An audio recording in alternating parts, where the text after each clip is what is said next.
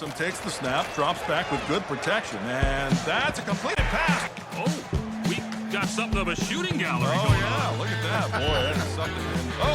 Wait, we got a flag though. See, and I'm not sure about that goal. I don't know, Bill. That was 3 punts, and the rule book says you cannot have more than 2. Coach Johnson definitely not. You're listening to the #2 kindness podcast in the world, according to FeedSpot. Welcome to the Kindness Chronicles, where once again we hope to inject the world with the dose of the Minnesota kindness that it desperately needs. We are in the basement studio. Steve Brown is back with us. Hi, Steve. Hi, welcome. We got Jeff Hoffmental back there, our producer. KG is, you're going to be celebrating a 21st birthday with crossover Will Anderson, as I understand it. Yeah, nephew Will turning 21, so big birthday dinner tonight. Looking forward to seeing the young man and send him off into the wilderness. The trouble that he might get into this week with that whole schedule, but that's part of the fun. Yeah, I'm sure Will has never had a cocktail. He's waiting until his 21st birthday, but we're not. And then we have a special guest, a part of a legendary Matamidi family. That's for you, Michael Dempsey. You got to talk Matamidi at least once. Jeff Meslow, we're going to get to him in a second. But first, KG, we celebrated the life of your dad last week, and just your reflection on how that experience was for you and your family. Well, John, we just talked about this, a little over a year ago, going through that with your dad. And, when you get into that situation, you know what's coming. My dad was in assisted living for almost 2 years and had dementia. And so you think you're ready for it, but you really never are ready to say goodbye to your dad. What I will say is this, we really put a lot of work into making sure that Thursday went the way he would have liked it. And I'm going to tell you right now, the whole family had their part in it. My mom, talking to her these last couple of days, is so happy with the way things went. And all she keeps saying is Dad would have been so enormously proud of the effort we put in and the way it went. And, you guys were all there, meant a lot to me and to our family. And it was a beautiful, beautiful day. It's bittersweet. So, I appreciate you bringing it up. It's going to be something we remember for a long, long time. It was a lovely event. I was overwhelmed with how many people were there. The fact that there were a number of people from the Minnesota Wild organization, from Canterbury Park. Marcus Foligno snuck in. And let's just say that guy is shockingly handsome. My goodness. Yeah, it's a tough act to follow. My sisters and I were up at the front of the church, and we were greeting people as they came in. And all of a sudden I get this tap on my shoulder, and Kelly's like, Kevin, I think Marcus Foligno's here. I'm like, Kelly, Marcus Foligno's not here. And she goes, no, he is here, and you need to introduce me. I said, hey, listen here. I said, this is Dad's funeral. Just keep your pants on. Hey, whoa. This is the Kindness Chronicles. We don't go there. No, it was lovely to see, the fact that somebody like that, would take the time to honor your dad. Says a lot about his friendship with you, and I just thought it was very cool. Your eulogy was absolutely fantastic. The 9 holes. It was beautiful. It almost felt a little bit like Eric Church's 6 Strings. We weren't sure if maybe you were inspired by the 6 Strings. Oh God, Johnny, you make me smile. But, you know what? the participation, like the people that were there. You mentioned the Wild and Canterbury, and I'll mention all the guys that served in the Navy with my dad. There were a handful of guys that I met at Mancini's that were in the actual Navy reserves with him way back in the 50s. And then seeing the guys that he went to school with at Cretin that graduated in 57. And then, of course, all the people from Faribault, where he was the golf pro for 4 decades. It really was everything we hoped it would be. And so that makes you feel really good. And got to meet grandson Leo. That was super fun. Handsome lad, of course. Strong gene pool, strong bloodlines. Yeah, for sure. And the food at Mancini's. Oh, my gosh. Yeah, they always killed it. deliver, don't they? Like that bread and, That and for bread. our listeners, if you haven't been to Mancini's, do yourself a favor been a because while. the steaks are incredible, but the bread you get before, I'm telling you, the garlic bread there is best in class, and those guys did such a job putting that together for us. So, yeah, kudos to Mancini's. Want to give them a little love here. It was a very lovely tribute to your dad. And I know that your some of the GNO girls got together and bought a nameplate for one of the seats in the new Coliseum honoring Grandpa Ken. What did it say? Something about State Fair days and hockey nights. I just thought that was a perfect way to recognize Ken Gorg, the legendary golfer, legendary dad. I got that picture from my sister who was with my mom, and my mom, of course, burst into tears. And when I got the picture, I burst into tears.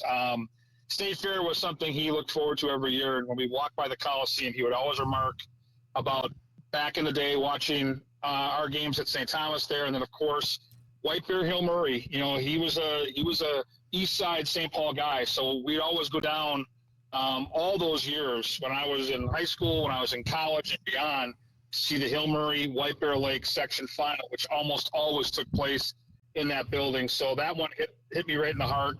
What a nice gesture. And the good news is Hill Murray won the majority of those games. But we're moving on from that. So, Michael, there's check. Michael, Hill Murray. Look at Hill Murray, Montemute I mentioned. Yeah, absolutely. We got it in. So, St. Thomas, what can we say about St. Thomas? We're not going to go there today. How about Donut Hut? No, we'll save Donut Hut. It was National Donut Day That's on true. Saturday. I heard that. Yeah, I participated. I didn't take part. I feel Our bad. friend Crafty Karen KG called and asked if we would promote an event that she has coming up Craft on July. Not a craft sale. Just pay attention. Wow, that's great. July 12th is the second annual Semper Fi Flo. If you recall, we had some folks on from Semper Fi Flo.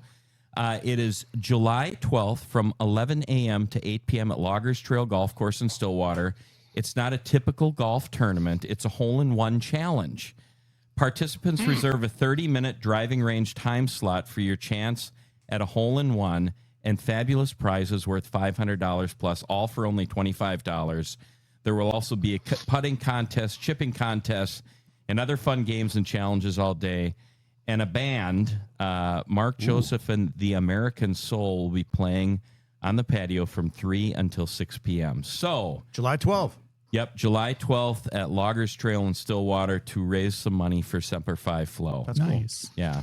Remember What a that's cool idea to do something outside the box like that. And everybody dreams of having a chance at a hole-in-one, and to give yourself a window of time like that where you can go to the range and just keep taking a swing. That's a fantastic way to do things.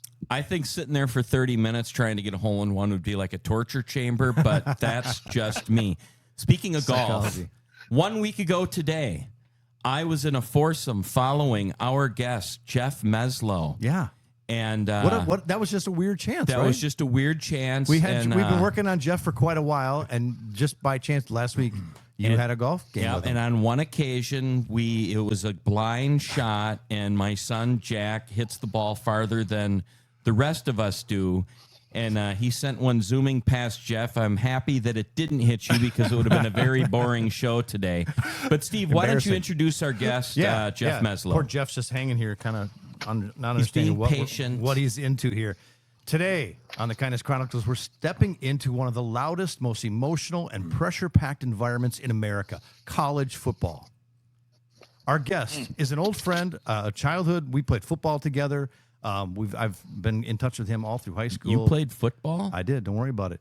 Jeff is a seasoned 25-year NCAA college football referee. His season with this will be his 10th year, right, with the Big Ten. It is, yes. That's exciting. He's had a front row seat to everything from massive rivalries and wild fan bases to high-pressure coaches, game-changing calls, and unforgettable moments on the field. But today, we're a little less interested in the flags and the instant replay and more interested in the human side of the game, right? This is the Kindness Chronicles. We want to hear about leadership, sportsmanship, respect under pressure, and those surprising moments of kindness that most fans never get to see. Jeff Meslow, welcome to the Kindness Chronicles. Thank you, fellas.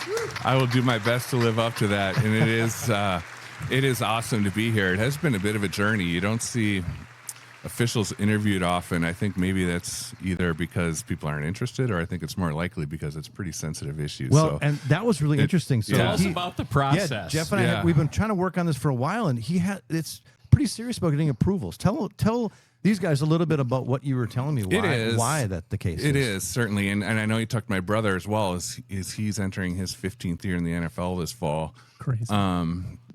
There are certain things that I can't talk about. Yeah, I can't, yeah. You know, specific coach or a specific team for sure, and they want me to stay away from. But I do think that there's a concerted effort from. I know the Big Ten, when they got back to me and approved this to come on, they wanted it to be now this time of year in June. To really try to shed some light first on the avocation of officiating, but also to your point, the human side of it, and really what goes on behind the scenes, what our interaction and what our connection with the coaches is truly like, which I think is very different probably than what comes off on TV sometimes. So it's a pleasure to be here. KG, I do want to give you my condolences. My dad, who I think might come up on this conversation, is 91 here in a couple of weeks, and he's a giant in my life, so I certainly understand what you've been through. And I thought the approval from the Big Ten might be the biggest hurdle, but when Schweight's son fired a ball past my head a week ago, I said, John, you could have just said you decided not to have me on. But I'm happy to be here. A shot at Meslow. No, it was a fundraising event for Camp O'Dan, and we had your cousin Sarah Meslow on a couple of years ago now. Yeah. And that's a beautiful nonprofit camp for kids with cardiac challenges. Crazy, it really is. Really interesting and heartfelt camp that they've been dedicated to. Yeah, Sarah's it's awesome. been dedicated for a long time. And if we could have sunk a single putt, we would have had a much better outcome. We couldn't make a putt to save our lives. But enough about me. So tell us real quick. So you are a Matamidi guy. Yeah. I will say that your dad, Mr. Meslow, as everybody, he was the athletic director at Matamidi for many years, right? Yeah, many years. We moved here in 1972. He was at St. Olaf and got a call from the superintendent, who was a friend of his, and said, hey, we've got an AD open in the small town of Matamidi, and we're building a new high school, and we also need a boys basketball coach. And they had lost every game for the previous 3 seasons. Oh, Jesus. So would you like the job, Bob? He said, well, Losing team. let's take a run at it. So I was 2 years old at the time. I have 2 older brothers that are 9 and 11 years older than me. That I'm a bit of a straggler. And we up and moved to Matamidi, and it's just been a wonderful place for our family. We've been very fortunate. And you've got a bunch of kids that grew up in the school district, and Good a bunch of basketball them players. It's very legendary. Seriously, like I always make fun of Scott Mitchell because I always said he's the first family of Matamidi, but I do think the actually the Meslows, they kind of now the Schweitzes are part of the Matamidi. Whatever. Well, Scotty and I, we grew up next door to each other. Yeah. So Yeah, that's we're right. best of friends. We're like brothers, me and the Mitchell family. So great group. And your daughter worked at Indian Hills Yeah. for a while, and Yep, 3 girls, Allie, Kayla, and Hannah. They're 25, 22, and 19 now. The older 2 are out in the real world and Crazy, in right? the medical industry. And Hannah's going to be entering her final year at St. Thomas, going after her law there it degree. is. Tom. There's She's going to follow Tom. your footsteps, Schweitz. He followed the script. And then off to law school. That's Yeah, right. I've been trained. So Jeff, you graduate. We played Little League football together. Yeah. So I know you were like an athlete when you were a kid, and then you graduated from Hilmer or from Matamidi, not Hilmer, Matamidi, Ooh, Jesus. and then Started a Augsburg. turf war. Right? Yep. Tell us about from the Augsburg for reffing. How did that happen? Yeah, absolutely. So I went to Augsburg to play basketball. So I played 4 years of basketball at Augsburg, and my dad said, "All right, it's my freshman year. It's time to put on a striped shirt and make a little money on the side and give a little back to the game that treated you well growing up." And he said he did the same thing to my brother Dave.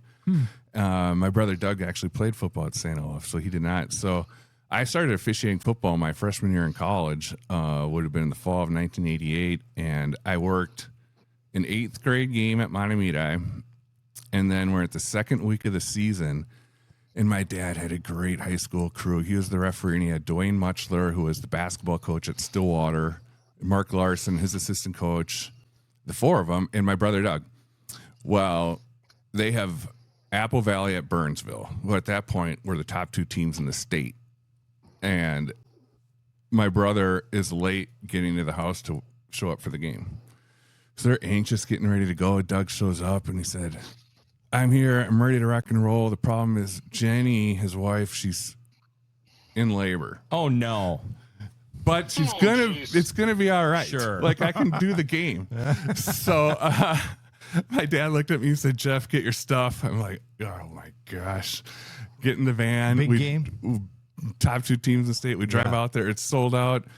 We get through the game. He said, just don't blow your whistle or throw your flag. I was in the umpire position kind of across from him by the linebackers. And I'll never forget, at the end of that game, it was in hand. There's probably a minute and a half left. I think Burnsville was just kneeling it out with the quarterback running the clock out. I looked up and my dad smiled, gave me a little wink, and it was like one of the best feelings. I can still look back and your first game. And I ran off that field flying high. We got in the car and it was like I'd won the national championship. Wow. And I was hooked. That's cool. And that's awesome. And the fact that it was Burnsville, was it the Braves or the Blaze at that time? It would have been the Here we Braves. go. Okay. Well, you know, Here but we go. Come on, John. That's playing dirty right there. I'm not sure if you're aware of the fact that KG is a state championship goalie. I for do know the that. Burnsville. I do know It that. always has to be mentioned at least once during Yeah. every appearance by Mr. Gorg. But goodness. so you're a freshman in college when that. Yeah. Wow. Yeah. That's getting Really thrown into above the- my head. I mean, these kids are your age that are Yeah, that you're exactly. repping. Yeah, top 2 teams in the state, but made it through, and it's really one of the most special experiences of my officiating career still to this day.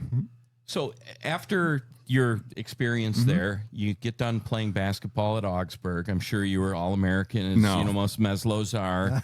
No. Well, maybe not on paper, but in our hearts, definitely All-American. What was next? So at that point, I wanted to continue my football officiating career. So like anything else in life, you work your way up the ladder, and it's a grind. Like I worked junior college football, high school football for many years. Eventually, then I was hired into the MIAC. I was probably 27, 28. So what do they want? When you say it's a grind, is it that they want you to put in your time so you really have that broad base of experience? Like, Knowledge of the what is game. it that Totally. they're looking for? Yeah, that experience, that knowing the rules, of course, but then just that game experience, how to deal with coaches, pressure of the situation, big crowds, all of that along the way. And quite frankly, at some of those levels, you see stuff that is a lot harder to officiate than you do in the Big Ten because kids don't play at that level. Sure. So it's a little sloppier. Yeah, it's crazier. Yeah. So I did that. And then, eventually I was hired into the Old North Central Conference, which is a great Division II league back in the day with North Dakota State before they went Division I. Spent some time there and then moved my way to the Missouri Valley after North Dakota State made that move. So 4 years there, then 4 or 5 years in the MAC, Oh, really? working MACtion. Mac.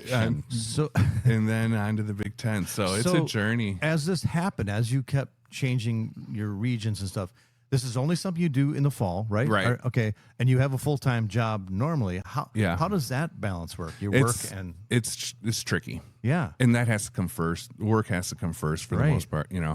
I always had an eye on trying to move up the ladder, but your job has to come first. Your family has to come first. All of those things is certainly a test along the way. Yeah. And you need support from your job. You need support from your family. All of those things. So during to the really get during that up the crossover ladder. when the fall starts to kick in, Yeah. you have to travel a lot. So you're probably cutting out of work or like you're having to do Right. lots of crazy. Yeah. Like Travel. now, for example, now usually I'm on site for a Saturday game by 4 or 5 o'clock on a Friday Okay. for the game Saturday. So That's not it bad. does And take you out. you're flying all over the place. I am. It's not like you're sticking, when you're with the MAC, you never had a home game. Never. No. So I'm curious about the economics of that. So do you Yeah. have a What's the budget? MAC? What is the MAC? What do you say the MAC? What do you mean? That's a conference that explain what the Yeah, MAC it's is. the Mid-American Conference. So Okay, that would consist of schools like Central Michigan, Western Michigan, Toledo, Ohio. Okay. That region of the country. Yeah. Got it. Yeah, Bowling that's- Green. KG, real quick, I know that you have a special event to get to. I'm sure you're chomping at the bit for to offer up a question, some of your insights because of, how brilliant He's you a are. fellow sports professional. Do you have any questions for you're Mr. really Meslow? pumping my tires, John. You must need something. But no, I do have one question I really wanted to, I love college football, and I love the Big Ten. I grew up with this, used to go to Gopher games, and this is the Kindness Chronicles, Jeff. So I want to ask you about Iowa City. I want to ask you about that experience working on that, on the sidelines at that building, watching the Hawkeyes. And then for our listeners, I think most people here in the Midwest know about the Wave, the Children's Hospital, which is kind of adjacent to the stadium in Iowa City, and the entire stadium. And I would assume the players and coaches and referees alike get the chance to wave, and the kids wave back from the hospital. Can you take us through that process? It's one of the best traditions, I think, in We've the country. referenced it before. Tell us what it is so our listeners can Yeah, understand. so essentially, that you can kind of see there, that stadium, that hospital overlooks the field. And what they do at the end of the first quarter is stop everything. The officials will go out to the middle of the field. The players will stop from both teams. The coaches put the game aside and rest that portion of the day and wave to these kids while they wave back. And it really puts things in perspective. First time I did it, I had tears rolling down my face. And now we've actually kind of had the opportunities as officials to get in there the night before and visit the hospital, which is really a special experience as well. Cool. So it is really an amazing tradition that they've started at Iowa. Seems like there's a ripple effect. Iowa was playing at Rutgers, and Rutgers even did sort of a remote wave to all of them. It is one of the best traditions in all of college football. Back in Iowa for home games at the end of the first quarter, 70,000 fans turn and wave up at the pediatric patients looking on from the adjacent Children's Cancer Hospital. Tonight, here at Rutgers, in a tremendous nod to that gesture, Rutgers had 500 drones take to the sky, forming a hand, waving across the miles to those brave children and kids at children's hospitals everywhere. Guys, proving this is much bigger than football. Now, on the opposite end of the spectrum, in between the third and the fourth quarter in Madison, you had a daughter that went to Madison? I did. My daughter is going to be a senior What at happens Madison. there? Tell us about that experience, because to me, It's the opposite. it's very different. It's a little less, It's not friendly. as heartwarming, but it's heart thumping. Oh, I think I know what you mean. Well, I can say because my daughter went there, I actually haven't been able to officiate a game there for a few years. So Really? That's one of the rules? That's one of the rules. That makes sense. While your child is at the school, and for typically a couple of years after, with social media how it is today, and when the box score comes out after the game, they list the officials so you could easily see who worked it and where they're from and check their social media accounts and everything. So they avoid that. So Wow. I probably haven't been there for 6 years, but it's loud. You can actually feel the stadium move. Yeah, it's when you're it, like, down there. registers Does it on jump the Richter around? scale. Yeah, Yeah. they do Okay. the jump around. The jump around. It's you feel the movement. Even And what on was the super field. cool is a couple of years ago, what is the name of the band that does jump around? House of Pain. House yeah. of Pain. Yeah. Like they had a couple of the House of Pain guys there they? in the stadium playing along with them. The other one, KG, what's the one in it's West, they play the Metallica song. Oh, at Virginia Tech. Virginia Tech. I was there Enter a couple Sandman. years ago. I That mean, was incredible. crazy. I might Absolutely add incredible. that having that moment, whether it's jump around or enter Sandman, that's a way to unite a crowd. Absolutely. It might not be a heartwarming wave to a child, but that is a way to get people all excited and revved up, and that's a power of music. Total oxytocin, the Yeah. power of music. And what's super cool is I love how they always videotape, because they're running commercials in between the quarters, but they'll come back from commercial and they'll play, and they always love to show the team that's the visiting team for the jump around thing. Yeah.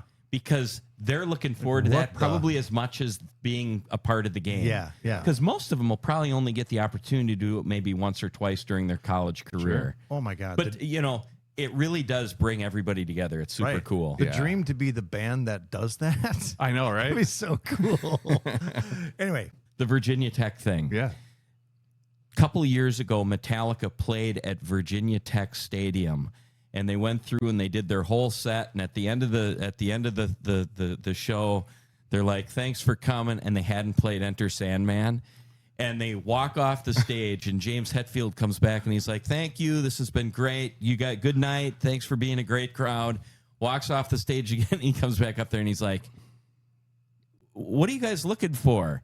And then all of a sudden, the guitar player starts playing that little riff at the beginning, and Lars starts banging the drum. I mean, it's so freaking They know cool. what they're doing. And they went Building wild. the tension up for that tension moment. was Yeah. awesome. It's okay, amazing. enough about music. Enough about your No, it's all area. about music. But I want to hear more from Jeff about, because it's Kindness Chronicles, what we're kind of curious to know about some cool, kind moments. But barring that, when you took this on and started doing this seriously, college, you started to put all your time in, there had to be some moments where you're like, wow, this is really serious. Like, you have some power here, and you have a serious responsibility.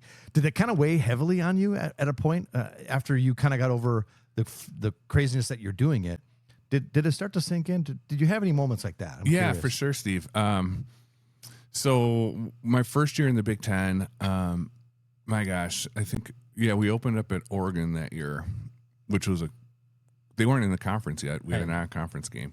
Packed And in. I think just walking out there and looking around and going, holy smokes, like, this is something different than I've experienced before. To see a crowd like that, a noise factor like that, the intensity of the moment like that. And it's interesting though, because once the game started, it could feel like I was working at Miami High School. No It just, kidding. Once it gets You going, just get focused on the you game. get focused so much on the game and your training. What specifically do you do as a referee? So What's I'm the your- line judge. So what do that mean? I am. So where I stand is on the line of scrimmage. All the coaches behind me, Yelling So in your that's a ear. big part of my job. Kind is words, of course. The effectiveness of my communication Sure. is important. God, you got to be so wow. So the first thing I'll do is make sure that we get a snap off legally to make sure the formation is correct offensively, make sure we don't have a false start, defense isn't in the line, in the neutral zone. The play starts legally is my number one responsibility. And then after that, I usually am responsible for marking where the ball carrier gets down. Yep. Quite often I'm ruling on the goal line if he's in or not. Plays on the edge if there's a hold. Every formation, actually, before the ball is snapped, depending on how the offensive lines up, every official then keys off that who they watch on the play. Okay. So you have to read the play, know who you're going to watch, react to the play, get in your rhythm, and then do it again. So you're watching for. So do you call like holding penalties? I will. Okay. Yep. The line judge. There's another line judge on the other side. There is. And one of the things that I've always been curious of is, are you guys kind of looking at each other going, okay, he's and sort of adjusting to a spot because their angle, I mean, especially when the play is downfield, I mean, you're getting some steps in. Right, totally. And that's a great observation because we do help each other out quite a bit and we get a feel for each other. The guy I've been with, BJ Henry, for the last few years, we have such a good rhythm and sync where we can key off each other. We know when somebody is a little off on a spot and we'll come in. We actually wear headsets now that communicate to each other on the field. Okay. So he can be like, Mez, you're off a couple of yards. You got to slide up a little bit. Oh, really? Okay. And Well, we'll that's cool. communicate with How each many other. members on an officiating team is there per game? Is In, it 7? in college, there's 8. Okay. The NFL is 7, which is interesting. High school is 5. And then is it the same group of people every game so you get to know each other? And Mostly it is. Unless there's conflicts like I talked about with Wisconsin and I've had the last couple of years with John. If there's a potential conflict of interest, they're very sensitive about that, which they should be. So that'll make some changes in an assignment, but typically it's the same. And this is just one observation. So the guy that wears the white hat, is that the referee? That's the referee, yeah. And why is it that the referees always look like they spend a lot of time working on their arms? They're on camera a lot. I mean, seriously, every referee, and they have their shirts. They look like they've That been changed in taken about in. like I know. 1986. Totally jacked. That changed. It didn't. They totally, are. Yeah. There's a couple of those guys that are just totally jacked, and they're old guys. Yeah. I know. I think they compete with each other. So, who's the one guy? And this is an NFL question. there's one guy, his son is now super jacked. What? Ed Hockley. Ed Hockley. And his son, Sean. And I heard that Ed Hockley was like the CEO of some big company. Like he was cashing big checks Monday through Friday, and then on Sundays he's doing okay as well. Yeah, I think if I could be wrong. I think he was a real successul attorney. Oh, that could be what it is too. You know, you got to be a that fits in with the judiciousness absolutely. of. Yeah. Okay, back to the Big Ten. Yeah. You've been with the Big Ten for 10 years now. This will be my 10th. Yep. The Big Ten has expanded. Mm-hmm. And is there a stadium that Hold is on. What? This is one of those areas you've got to be can careful ask. of. No, I was just going to ask you, like, is there a stadium that, like, you get you feel an extra level of excitement about doing your work at? Yeah. I'm going to kind of give you a vanilla response here, John. Okay, that's is good. one of those You know, questions. It's a fair question. It's a great one. There are 18 incredible environments in the Big Ten. They all vary a little bit in size, in history. But man, one of the things that I try to do is every time, there is you talked about jump around at Wisconsin or whatever it is, everyone's got their thing. Is I always take the headset off and I just listen and soak it absolutely. in and look around and appreciate where I am, And I because would it think is a that pretty incredible opportunity. If I were a ref, like Michigan is so huge and just absolutely incredible. Yep. How about weather-wise? Can you talk about weather? When it gets cold out, that looks just like a miserable beast. gig. Honest to God. It is a beast. So tell us, is there a game looking back on your career that you thought, I might not make it through this because my face is ready to break? Yeah. Well, the most recent one, I've had quite a few of them. You're going to run into them. I had one at Michigan State 3 years ago. It was the last game of the year there, and it was brutal. Absolutely brutal. And actually, I would say probably the worst one I had before that is actually involved Coach Fleck. It was his last year at Western Michigan. Oh. Was also my last year in the MAC. So I worked in the MAC the same amount of years. His first year was my first year, and then he joined the Big Ten the same year as I did. So we've had a lot of games together over the years. But does he know your name? Yeah. Oh, okay. So like you communicate with each other. Yeah. Okay. All the coaches do. But we had Western Michigan at Northern Illinois, and it was a Wednesday night before Thanksgiving, and it was horrible. Horrible. And I remember PJ started out like, he's a sharp dresser, right? With the tie. He's fancy. He was, gutting it out. And by the fourth quarter, he put his coat on and I was like, Coach. Right. Like it's like, remember when Bud Grant, the game against the Seahawks at the Huntington Bank He's Stadium. wearing a polo shirt, right? He's wearing a polo shirt and it's like totally. 30 below wind chill. Yeah. What a badass. It's hard to focus on the game when you're that cold, but you really have to find a way to. Well, and plus you're moving around, so at least you're moving around. helps. Let me touch on that. So this is kind of in nitty-gritty of what you're doing. But first of all, it's so interesting to hear your perspective going into a game, because we're all watching the game and we're thinking about our nerves for the players.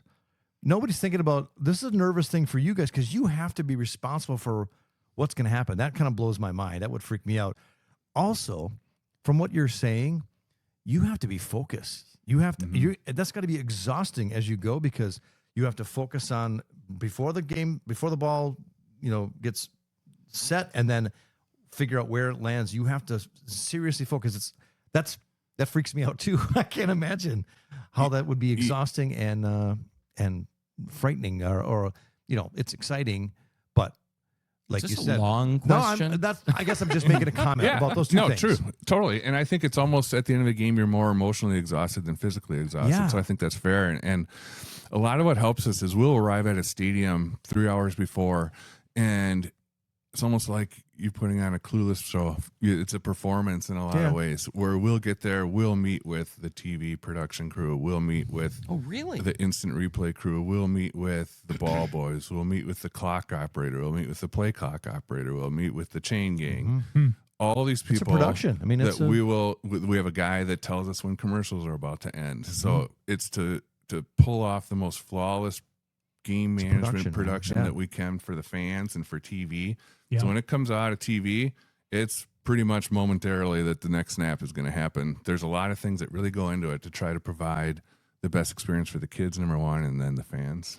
So when the fans rush the field at the end of a big game, where do you guys go? Because I would imagine that must feel like chaos. It does. Yeah, I've had it a few times. It's kind of cool because you're like, wow, this is awesome.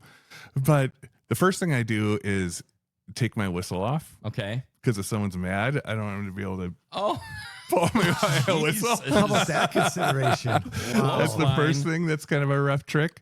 Wow. And then you put your head down and you know the exit you need to get to and just try to go. No kidding. Yeah.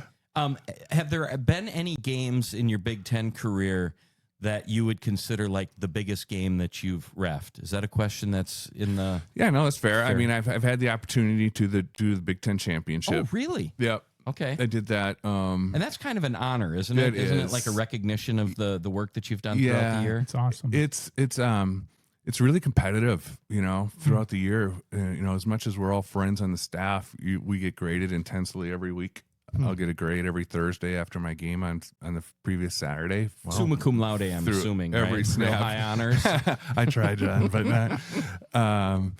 So then we get rewarded with postseason, whether it be the Big Ten championship or a bowl game or whatever that might look like. So, but yeah, I've had some opportunities that have been, I'm really grateful for to be able to work that. I've had a lot of the rivalry games that you maybe think of as storied rivalries. I have had Ohio State, Michigan. I've had Minnesota, Iowa, Minnesota, Wisconsin, Purdue, Indiana. A lot of those storied rivalry games that are pretty cool to be a part of. So you're a big guy. I mean, how tall are you, bud? 6'4". 6'4".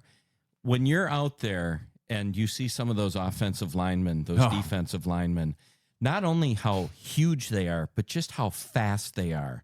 Can you just describe the difference between a high school game and a Big Ten football game? Yeah, they are fast, John. I don't know if I could put it into words, but it really is the speed. You can see some big kids at every level. But man, I actually see it most probably in like the linebackers and the defensive backs. Oh, those guys. I mean, it's being a you're so person. much closer. You're so much closer That's to the what I field. mean, yeah. So you get a really sense of how fast they're going. We were up in the stadium. It's kind of harder to tell. It's just a cool show going on. But yeah, when you're that close, I can imagine. And standing by some of them, you look up and you're like, wow, well, you're a big dude. I've had the good fortune of being like in the tunnel at the University of Minnesota before a big check presentation or something. And those guys come marching out and it's like, they're like a different species of human being, how huge they are. But what I love is, and I'm sure you see this all the time, is when they're coming out and they're high-fiving the little kids that are, I mean, that to me just warms my heart because you could tell which guys just love that part of their, I guess it's almost like it's an opportunity, but it's also a responsibility. And I know that PJ Fleck, and I can speak about PJ Fleck. PJ Fleck does such a lovely job of making sure that his players are engaged in the community. They spend a lot of time at the Masonic Children's Hospital, and the number of photographs and the time that's spent. I have a Masonic Children's Hospital story I got to tell you before we shut down part of the bingo, today. I guess. Yeah. Part of the bingo. Oh, Jesus. We're talking about sick kids, Steve. Thank you very much. No, Masonic, actually, Masonic, that's all. If you wouldn't mind, I actually have a good story to share. Please. Surrounding That's that. why you're here. So probably one of the most heartwarming experiences, in fact, it is, that I've had in my career in the Big Ten. Does the name Casey O'Brien ring a bell to you? He's been on our show. Has he? Okay. Yeah, we had Casey on. Yeah. So Casey, young man, diagnosed with osteosarcoma, which is a brutal bone cancer. I know it so well because my nephew had the same thing. He was diagnosed, my oldest brother Doug's son, when he was 17. Oh my God. And we lost him 2 years later at the age of 19, back in Same 2005. ailment that took Zach Sobiak. Same as, the Clouds song famous, that made, and it's brutal. So I knew Casey was going through this, so I'd go over the practices or see my games, and I didn't really want to say much because I didn't want to scare him because I had lost my nephew to the cancer. But I always, would pat him on the back or say hi to him, and just an amazing kid, as I'm sure you saw when he was in here. And it got when when he was a senior, you may have talked about his opportunity when he played. Yeah, bring it at Rutgers. I want to hear from your perspective. And I had that game. Oh, wow. And I had read in the paper that Casey was going to probably get in, and I saw him on the sidelines before the game, and I went up to him and I was like, "I'm pulling for you, man. I hope you get in." And he looked at me. I goes, "I think I'm gonna. And the game went along, and it got to be in the fourth quarter, I believe, when he got in as the holder. That's because he couldn't risk it hit, and he got in there. It was a bad snap that he got. And he did a great job. He got it down, and they made the kick. And he went off that sideline, and I was on the same sideline probably 15, 20 yards away, and he hugged PJ and the kids. And, man, that was hit a moment. me hard. Wow. I think I was thinking about my nephew. I know what he had been through. That was an amazing thing What to a celebration. see. Yeah. And I know really Casey is was. continuing to battle. Yeah. But that is a very tough cancer It is. to battle. Amazing kid. His dad's up at St. John's now. Yeah, I saw is him he the recently. athletic director or He something is. up there? Yeah, yep.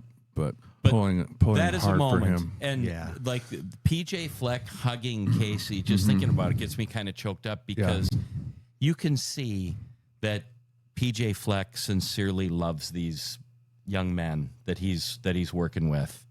You know, I'm not sure about the diving on him after the game, after a win against. He's kind of a showman too. That's what I appreciate that about him. Oh God, he is on a show, showman. but we're not going to talk about PJ Fleck anymore. So, players that you've witnessed, you don't even need to use names, but have there been sportsmanship moments that really caught your attention and made you feel like, okay, this is a guy who gets it?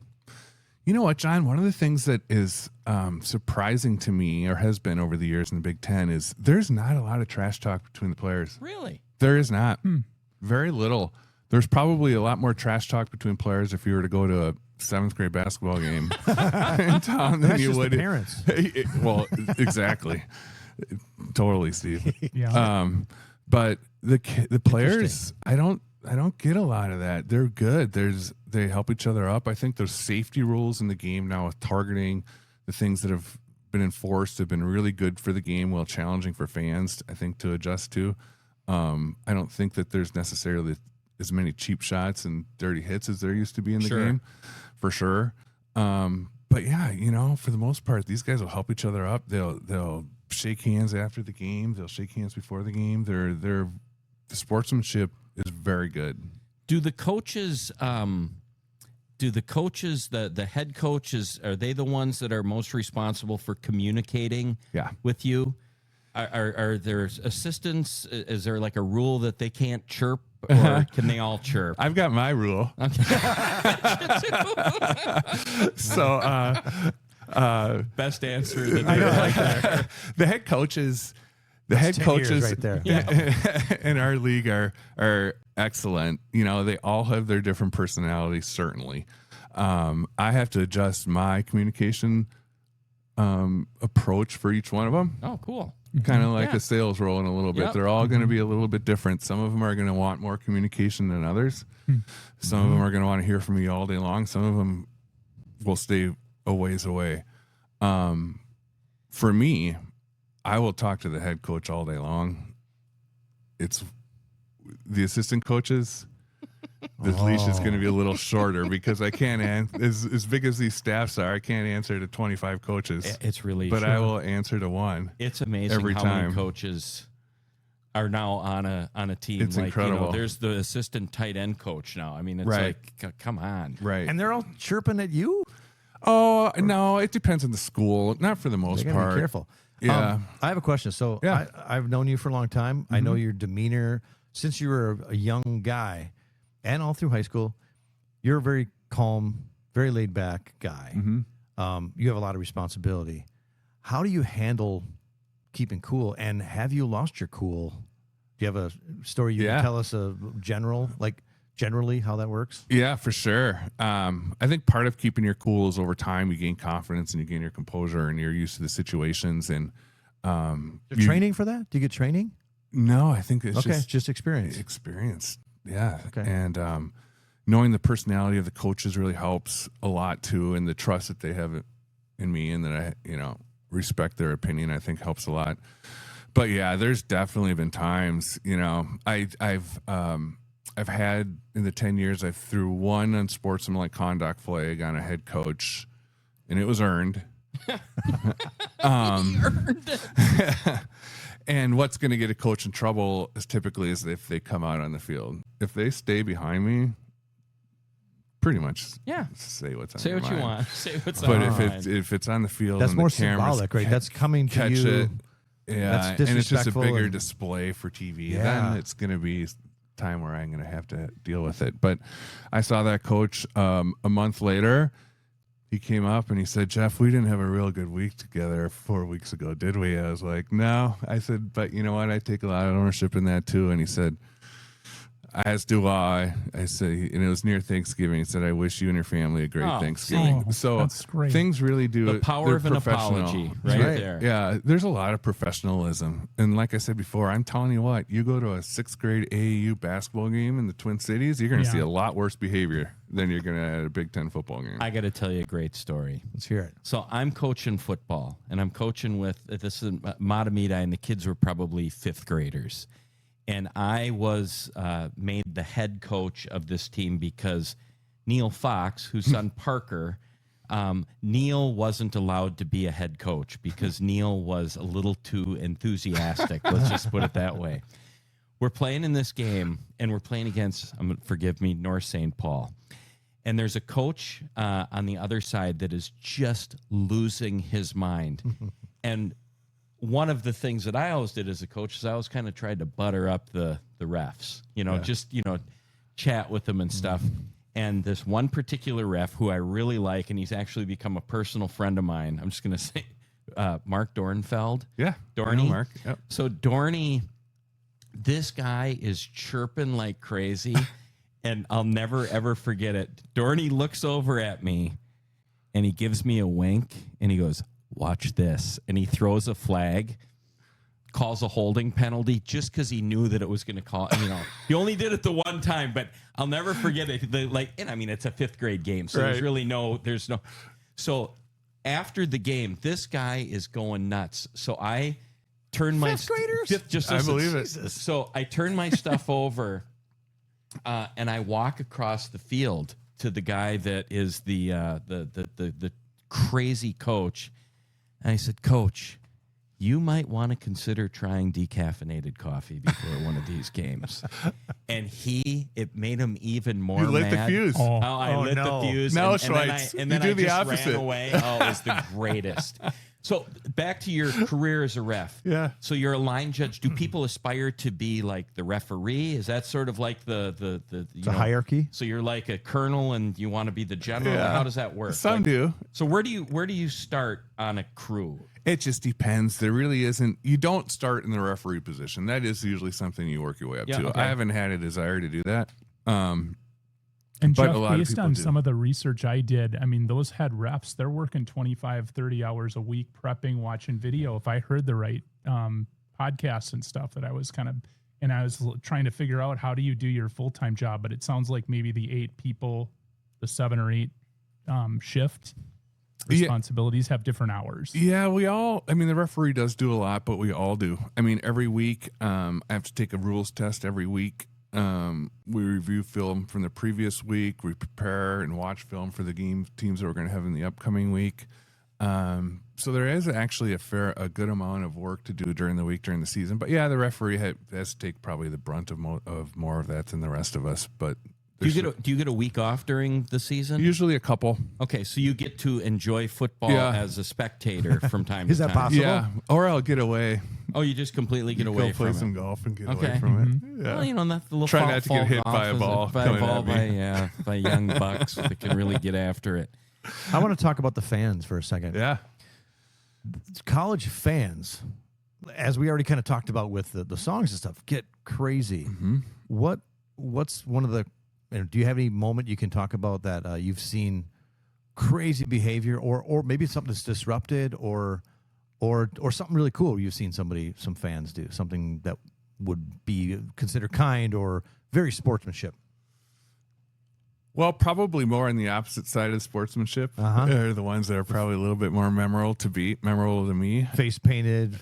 Yeah. I mean, the college football fans are awesome. That's why I think personally that a college football game is more fun to go to than an NFL game. There's a different energy, The fan base is so rabid and intense, and they've been tailgating, and they're incredible. I have had a couple experiences where we've had to get, police escorts out. Oh, no. Or to the hotel for sure. Really? Yeah. So I mean, You've had fans that have followed you, like out of games, chirping at you? Mm-hmm. Oh, no. Yeah. Or going in. So we always get a police escort in. A couple times we've needed it to get out of there.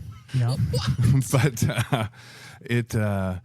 But again, that's what makes it awesome. I actually love it.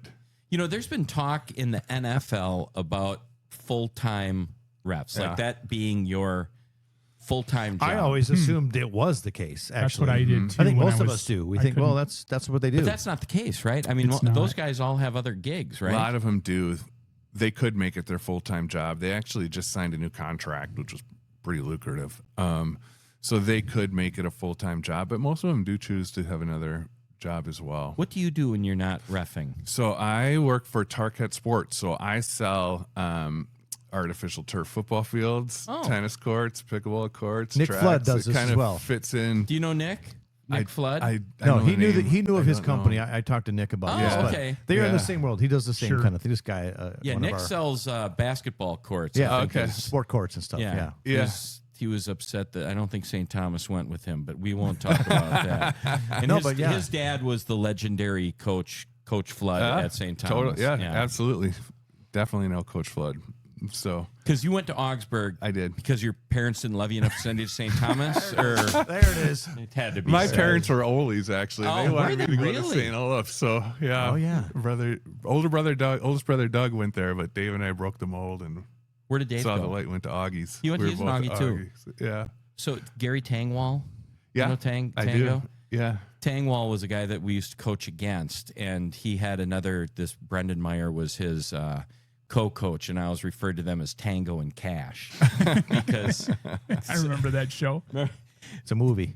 these two guys were Wasn't Sylvester Stallone in that? correct. Yeah. It was a Sylvester Stallone. Enough about Tango and Cash, but they were good guys. Still are good guys.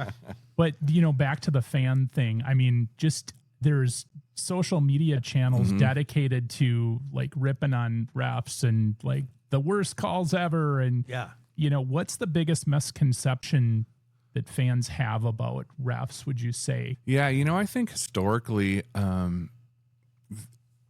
the refs have kind of been the bad guys, kind of the adversaries. Yeah. And I still think in some degree to that case, but.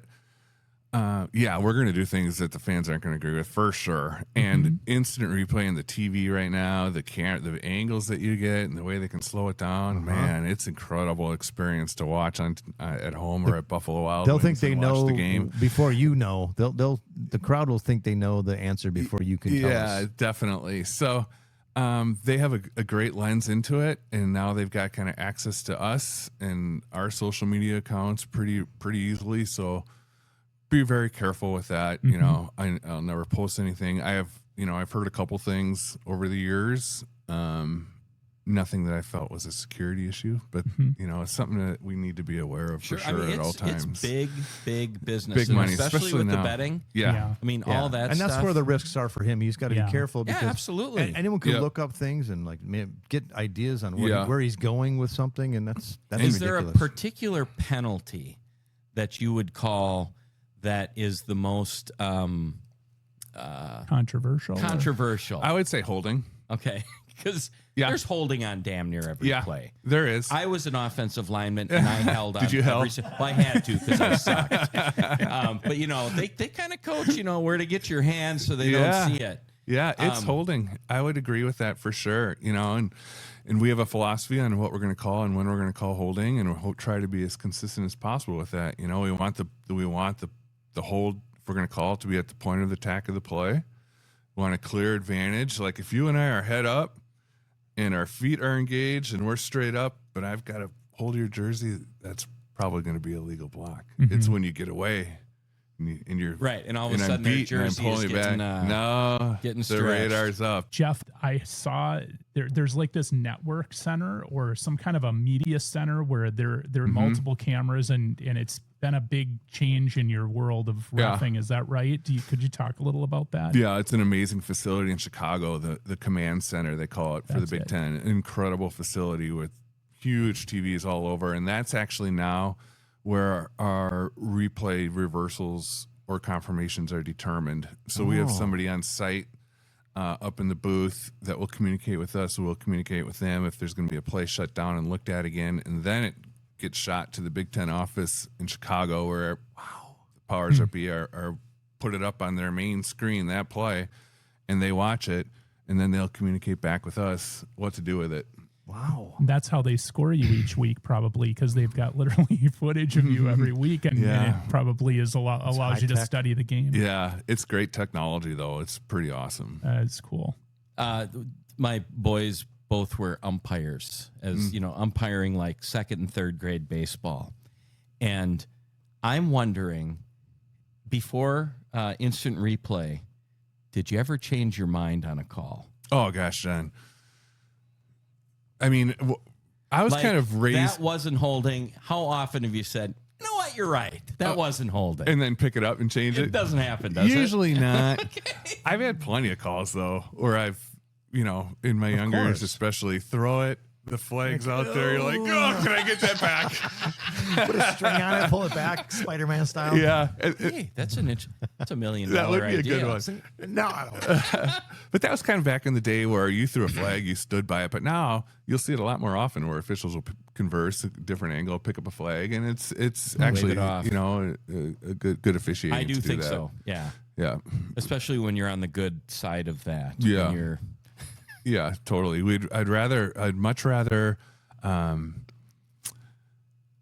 miss a call versus call something that isn't there. I'd rather. My favorite is when you see the guy reach for the flag and kind of start snugging it out, and then they're like, "No, I'm gonna." It's like, you saw what I saw. Where's the flag? Throw the flag. We could sit here and talk all day. No. I got another question. It's not refereeing so much, but it's about your kids. Okay, great. Girls, you say? 3 girls? Yeah, 3 girls. What do they think about you doing this? And have they been watching you do this forever? Do they come to the games? Your wife and kid? What's their reaction? What's your family's reaction to what you do? It's been the reason why I'm still doing it. My wife Megan's an incredible supporter. She loves to go to the games. And then Allie, Kayla, and Hannah, I was gone a lot on weekends in the fall growing up.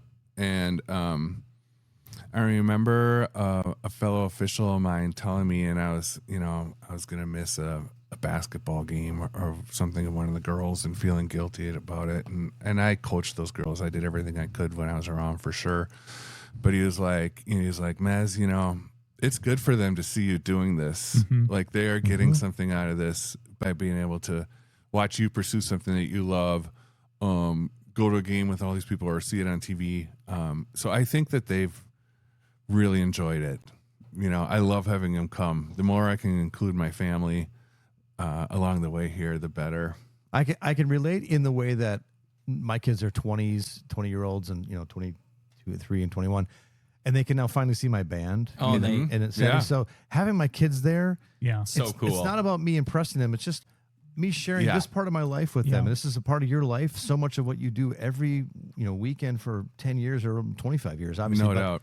That it feels good, right? And that's what I was hoping that would be the case. It does. They got to be like, wow, look, that's my dad. Okay. Yeah, it rings true, Steve. For sure, it cool. does. Yeah, it does.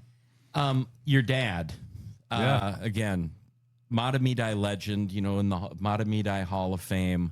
He's got to be just incredibly proud of you boys. You know what, John? Yeah.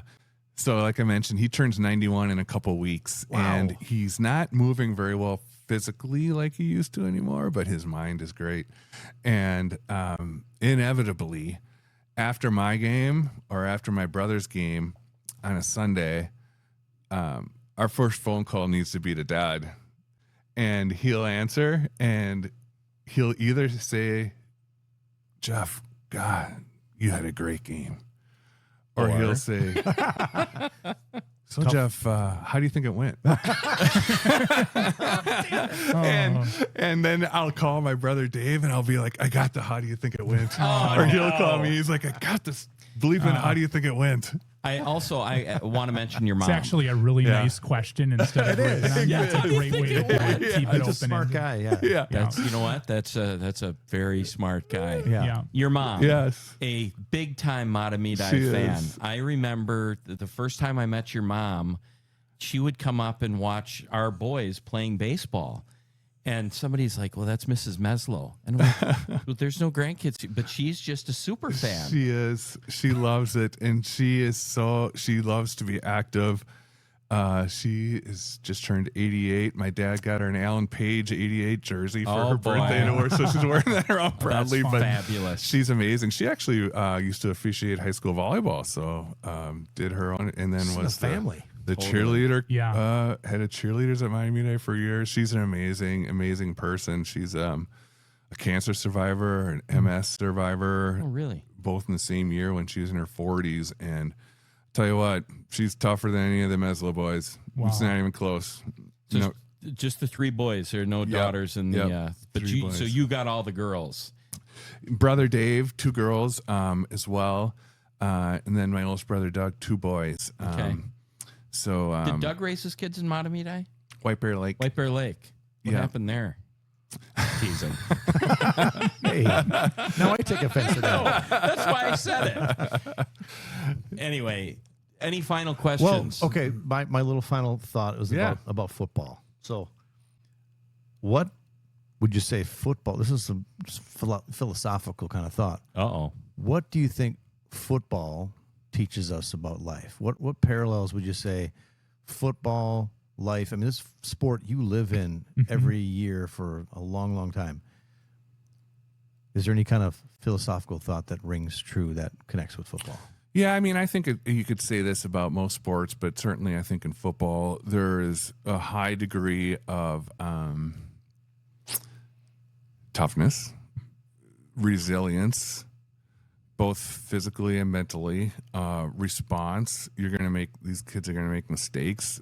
They've got some intense coaches that push them hard. I've seen in practices and how they respond to that kind of coaching and pushing. Teamwork, for sure. It's a great team sport, for sure. I think it's kind of the same with football officiating in a lot of ways. A lot of those things is how you respond to making a mistake. How do you bounce back when you make a mistake in front of 100,000 people in the stadium and 8 million people watching on TV? How do you not let it affect the next play so you screw up again? I think that there's a ton of lessons in there, and that's something that I've taken in my life. Disappointments. How do you respond to it? I've always stressed that with my daughters. So I really think that the sport teaches that. And I love it that you still love the game, because you said earlier, at one moment you just take off your hat and just take off your headphones and just listen and just enjoy. Take it all in. For sure. That's so cool that you still get to do that. You still have that appreciation. You're not a bitter old retired referee guy who's just cranky at everybody. Yeah. And there's not a lot of people that do what you do. I mean, to make it to that level, that is rare air. When you think about how many professional football players there are, how many Division I football players there are year after year, the number of people that achieve the level of success that you have as a referee, as an official, I mean, that's something to be really proud of. Thanks, John. Yeah, it is. It's I've had a lot of people help me along the way. That's a big part of it. It's very competitive to move up, incredibly competitive to move up. But I do soak it up, and I'm grateful, whether it be standing out in front of the national anthem, and looking around and being like, wow, this is cool. Yeah. And, at that moment, I'll think about the people that got me there, my family,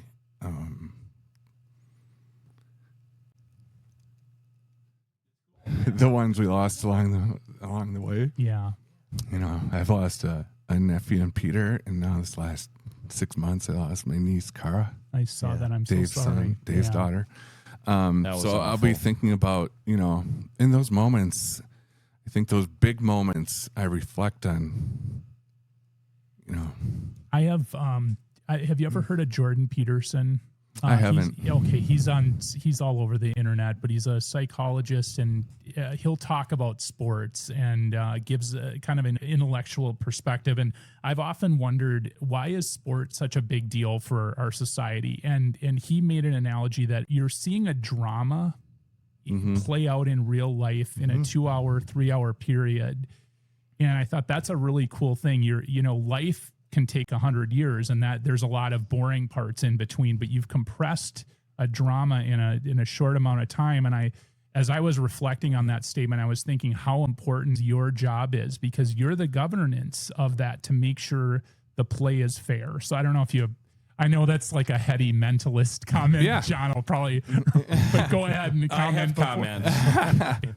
It's true though. I agree with you, and that's why for me, before the game, reflecting on the people that got me there and I love, and then the game starts and you're kind of in that mindset where you are comfortable and you are ready to deal with whatever comes your way, where you're training and you're there for the right reason.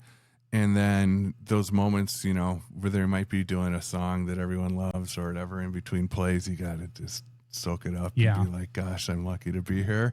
Then go back and get back after it and hope to get the next play right. Well, before you go, if you want, or even after we're finished here, we could go over to the weight room there and we can work on your biceps. Well, that need a lot of help, John. that ties in. So you mentioned it earlier, John. Like, you got to be in shape too. You obviously look like you're still in good shape, but you got to run a lot. You got to be on your feet. Yeah. You got to be working on that. It's harder every year. Older. Yeah, right. It does get tough. Yeah. And they actually, so I'll have a clinic in the middle of July that I go out to, and I have to step in the scale in front of my boss. Really? And how many jobs do you have to do that? So they track that. They track how we do on our test scores. They watch all of those things very closely. And if you don't keep up, you could lose some games or assignments. So you're jogging and stuff? Or are you doing right now, guys? It's a lot of vegetables and chicken and fish here for the next 6 weeks to make sure I'm where I need to be. Golf doesn't hurt, right? A little golf. Yeah, out there exactly. walking. What, John?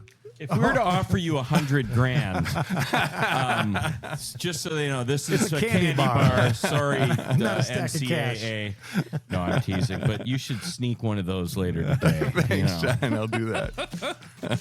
We got anything else? I think it's so great that we got a chance to do this, Jeff. I really appreciate you and Steve, back and forth for so long trying to make this happen. Thank you for your energy and effort getting Jeff on. We've been talking about getting you on for ages. It's now, a pleasure. if KG could get Yogi Bear's granddaughter, we'd be able to check all those boxes.